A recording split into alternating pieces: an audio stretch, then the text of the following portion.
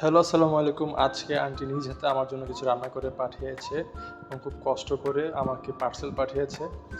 চলুন দেখে নিই কী কী পাঠিয়েছে। গরুর কাচ্চি, ডিমের কোরমা, জলপাইয়ের আচার এবং আমের মোরব্বা। তো কাচ্চিটা দেখতে খুবই লোভনীয় লাগতেছে। এটা হচ্ছে রাইসটা খুবই ঝরঝরে। তো এখন কাচ্চি আমরা টেস্ট করে দেখি। এখন শুধু খালি রাইসটা টেস্ট করে দেখব।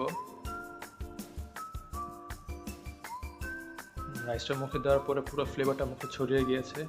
আর এখন আমরা মিট দিয়ে খেয়ে দেখি।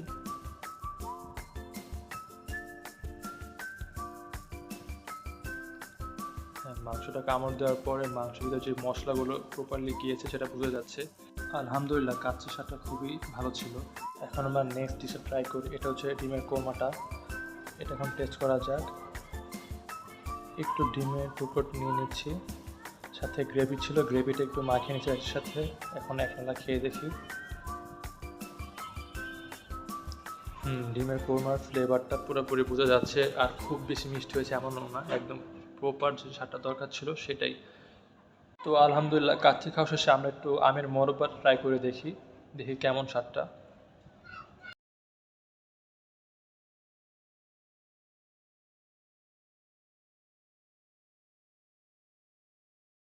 তো প্রথম কামড়টা দেওয়ার পর টক ঝাল মিষ্টি পুরো ফ্লেভারটা মুখে আসতেছে এবং খেয়ে খুবই ভালো লাগতেছে। যেহেতু আমার আমের মোরব্বা খুবই ফেভারিট, তো এটা আমি এক বসায় শেষ করে ফেলবো। আর এটা হচ্ছে আন্টির হাতে বানানো শেষ আইটেম, জলপাইয়ের আচার। আর জলপাইয়ের আচারও খুব ফেভারিট, আন্টি নিজ হাতে এই জন্য আমাকে বানিয়ে দিয়েছে আমার সব ফেভারিট ডিশগুলো। আর এটাও খেয়ে দেখার পর এটাও টক ঝাল মিষ্টি ফ্লেভারটা পুরো মুখে বাড়িয়ে দিচ্ছে এবং খেয়ে খুবই ভালো লাগছে।